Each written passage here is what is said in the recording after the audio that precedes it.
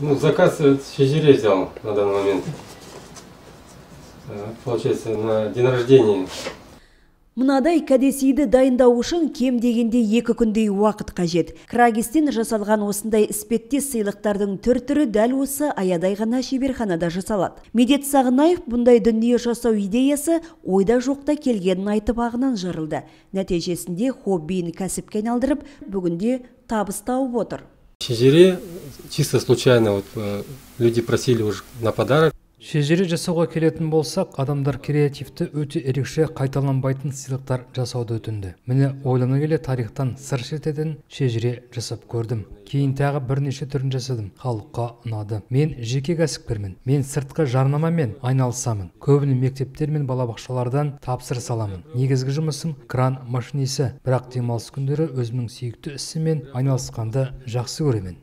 Қалалықтардың көңілінен шыққан шежіре кәдесіі бүгінде сұранысқа ие. Басты материал ағаш талшықты тақталар, яғни крагис. Шағын шеберхананың қабырға сөрелерінде жартылай аяқталған ағаш бұйымдары, қазақтың ою өрнегімен көмкерілген дүниелер толып тұр. Жасалған бұйымдардың көбі ұлттық нақышта.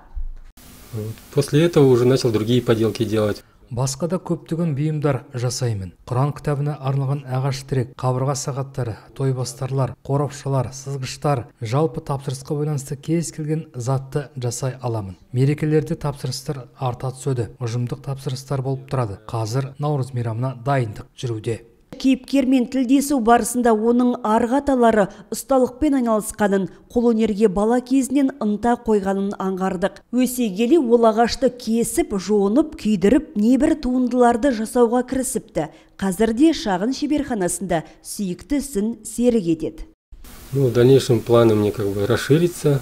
Болашақта қосымша шеберхана салып, қасыма адамдарды жұмылдырсам ба деймін. Себебі тапсырыстар бар. Мерзімінде тапсырыстарды жасап үлгеру үшін шеберханада үлкен, ондағы адам санада көп болуы тиіс. Шеберханамды ұлғайтып, кәсібімді одан да бетер ілгерілеткім келеді. Қолтаңбасы қалыптасқан Медет Сағынаевтың ісі елеусіз қалмай қайталанбас дүниелері қалалық музейдегі өнер сыры өрнекте атты көрме жәрмеңкеде ілінулі тұр. Халықты әрдайым жаңа дүниелерімен таң қалдыруға асығатын шебер үздіксіз ізденісте және ұлтымыздың ұлылығын паш ететін туындылар жасау жоспары да жоқ емес.